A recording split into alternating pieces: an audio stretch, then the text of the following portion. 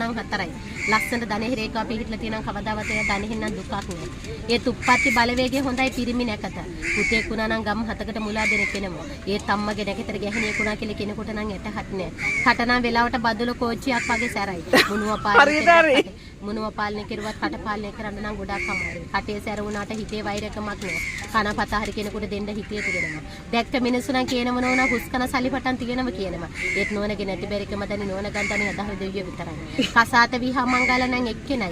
ලැබිච්ච පූසා වාගේ හිතියට මහතනම් මනමාලය.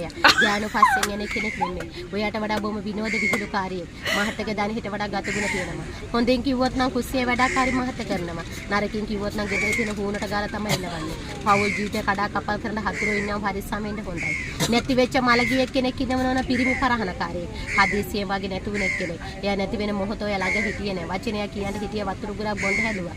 දිව ගොත වෙලා ගියා ආසාව ගෙම්මියා. පස්සෙන් එනවා මරණය මේ ආදරේට. පින් දෙන්න දෙයියෙක් වගේ පිටිටත් දෙනවා. වාසනාවන්ත දරු ගාන එච්චර තෝරන්න බෑ. පින්කාර දරු 4 දෙනෙකුට ලැබීම තිබ්බා. සලකන් දෙන්නේ දෙන්නයි. කිව්වට තරහ ගන්න එපා. වටිනාකාර දරුවෙක් ඉන්නවා. උයන්ඩත් ඉස්සරලා කණ්ඩ හදිසි කණ්ඩෙස්සලා උඩුවන්ඩ හදිසි.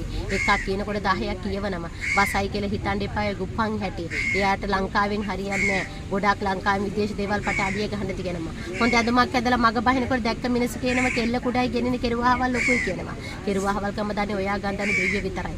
ලංකාවේ දේවල් වලට වඩා දුර ගමන් පට අඩිය ගහන්න ලැබීම තියෙනවා. ඒත් මිනිස්සුන්ගේ ඇස්වහකටව ගොඩාක් වැඩි. භූමි ස්ථානය 3යි. භූමියෙන් වරදක් නෑ. ඉන්න භූම තැන් වලින් දේවපද තැන් වල ඉන්නේ. සතු සීපා හදන්න එපා. කොතර ගියත් වරදින්නේ නෑ. මලගිය එක්කෙනාගේ පිහිට තියෙනවා. යාළුවෙක් ඉන්නව නෝනට උදව් කරන්න. නමට අකුරු 3යි. කවදාවත් අමතක කරන්න එපා නෝන.